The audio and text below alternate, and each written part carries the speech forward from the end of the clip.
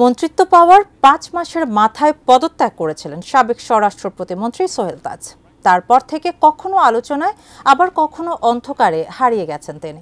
৬ August Hasina পালিয়ে যাওয়ার পর ফের আলোচনায় তিনি।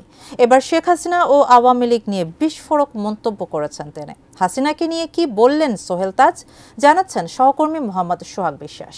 উনি যখন ক্ষমতায় থাকেন উনি একরকম, ক্ষমতার বাইরে থাকলে ওনাকে অন্যরকম। She betrayed me, she betrayed the party, Awami League, and she betrayed Bangladesh. বাংলাদেশের প্রথম প্রধানমন্ত্রী তাজউদ্দিন আহমেদ, কিন্তু আওয়ামী লীগ সর্বদাই তার অবদানকে অন্ধকারে রাখতে চেয়েছে। তৎকালীন সময়ে তাজউদ্দিনকে সরিয়ে প্রধানমন্ত্রী হয়েছিলেন শেখ মুজিব। তবুও আওয়ামী লীগের সাথে বেইমানি করেনি এই জাতীয় নেতা, কিন্তু তার পরিবারকে কোণঠাসা করে রাখা হয়েছিল বারবার। তাজউদ্দিনের ছেলে সোহেল তাজকে একসময় স্বরাষ্ট্র প্রতিমন্ত্রীর দায়িত্ব দেয়া হলেও ক্ষমতা ছিল না তার। এবার সেই মুজিব কন্যা শেখ হাসিনা ও আওয়ামী লীগ নিয়ে কথা বলেছেন সাবেক আওয়ামী লীগের এই প্রতিমন্ত্রী। তানজিম আহমেদ সোহেল তাজ বলেছেন, শেখ হাসিনা আমার সঙ্গে বিশ্বাসঘাতকতা করেছে, আওয়ামী লীগের সঙ্গে বিশ্বাসঘাতকতা করেছেন, বাংলাদেশের সঙ্গে বিশ্বাসঘাতকতা করেছেন। সোমবার প্রবাসী সাংবাদিক কনক সরোয়ারের ইউটিউব চ্যানেলে অংশ নিয়ে এক প্রশ্নের জবাবে এসব কথা বলেন তিনি। I felt completely betrayed. আমি ফিল করেছি, আমি আস্থা রেখেছিলাম আমাদের প্রধানমন্ত্রীর উপর। She betrayed me, she betrayed the party, Awami League, and she betrayed Bangladesh.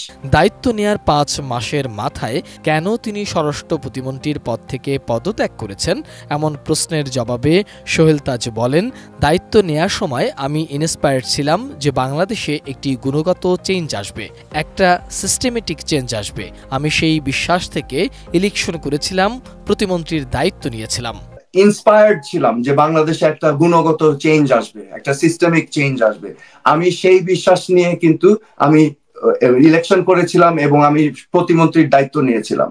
আমার অজান্তে অনেক ইনস্ট্রাকশন চলে যাচ্ছে। একটা উদাহরণ দেই, যেমন আমি স্বরাষ্ট্র প্রতিমন্ত্রী, আমি হঠাৎ একদিন দেখলাম আমার জেলা গাজীপুরের এসপি চেঞ্জ হয়ে গেছে।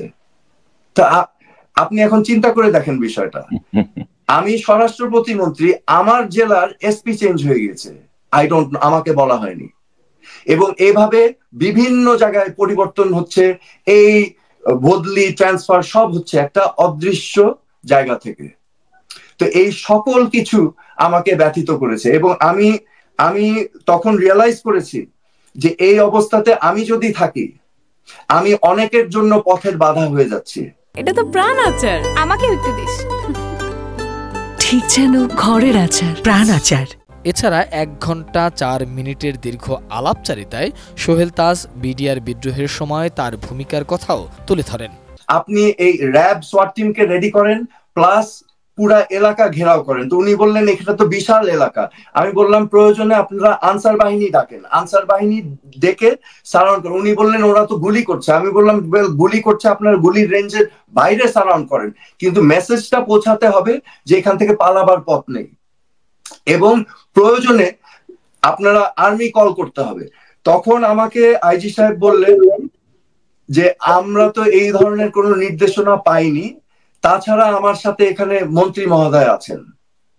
সো এটাই উনি ইঙ্গিত করছেন, আমি ধারণা করছি যে আমি স্বরাষ্ট্র প্রতিমন্ত্রী যেই সাজেশন দিচ্ছি বা ইনস্ট্রাকশন দিচ্ছি সেটা তিনি ফলো করতে পারবেন না, বিকজ ওখানে মন্ত্রী আছেন, স্বরাষ্ট্রমন্ত্রী আছেন। শুধু তাই নয়, আওয়ামী লীগকে নিষিদ্ধ করা প্রসঙ্গে সোহেল তাজ বলেছেন, আওয়ামী লীগ নিষিদ্ধ করতে হবে না, হত্যা, গুম, খুন, দুর্নীতির সঠিক বিচার হলে এমনিতেই আওয়ামী লীগের অস্তিত্ব ধ্বংস হয়ে যাবে। যে সকল গুম, হত্যাকাণ্ড, হত্যাযজ্ঞ হয়েছে এগুলোর সবগুলোর বিচার করতে হবে। যেগুলোর বিচার হয়েছে দরকার হলে পুনর্তদন্ত করে আবার বিচার করতে হবে। সঠিক বিচারের মাধ্যমে আমাদের প্রতিষ্ঠা করতে হবে ন্যায় বিচার। দ্বিতীয়, এই জুলাই আগস্ট বিপ্লব বা গণ অভ্যুত্থানে, বিপ্লব না গণ অভ্যুত্থানে যে সকল মানুষ নিহত হয়েছে, যাদেরকে নির্মমভাবে হত্যা করা হয়েছে, প্রত্যেকটা মানুষের হত্যাকাণ্ডের বিচার করতে হবে। এই গত 15-16 বছর যে লক্ষ লক্ষ কোটি টাকা বাংলাদেশ থেকে পাচার হয়েছে দুর্নীতির মাধ্যমে, এই সকল ব্যক্তিদের বিচার করতে হবে এবং তালিকা করে বিচার করতে হবে। এই বিচারগুলো সম্পূর্ণ হলে তারপরে আসেন, যদি কিছু থাকে তখন আপনি ব্যান করতে যান। দীর্ঘ এই বক্তব্যে জেল হত্যা, বিডিআর বিদ্রোহ নিয়ে আওয়ামী লীগ সরকারের দুর্নীতি, বদলি বাণিজ্য, ক্ষমতার বাইরে থাকলে এক হাসিনা, ক্ষমতায় গেলে হাসিনার বদলে যাওয়া, জুলাই অভ্যুত্থানে গণহত্যার পরেও নিজের বোনের আওয়ামী লীগে থাকা এবং দল হিসাবে আওয়ামী লীগের ভবিষ্যৎ নিয়েও কথা বলেন সোহেল তাজ। বিবেককে জাগান এবং ন্যায়ের পথে আসেন, because this was not right. যেটা হয়েছে গত 15-16 বছর, এটা অন্যায়, এটা একটা জঘন্য ক্রাইম এবং এটাকে আপনারা কোনোভাবেই সমর্থন করতে পারেন না। আমি পারবো না, অন্তত আপনারা যতই আমাকে গালি দেন আমি পারবো না, sorry, because this was a crime. This was a crime against Bangladesh. This was a crime against the people of Bangladesh. Mohammad Sohag Biswas, ATN news, Dhaka.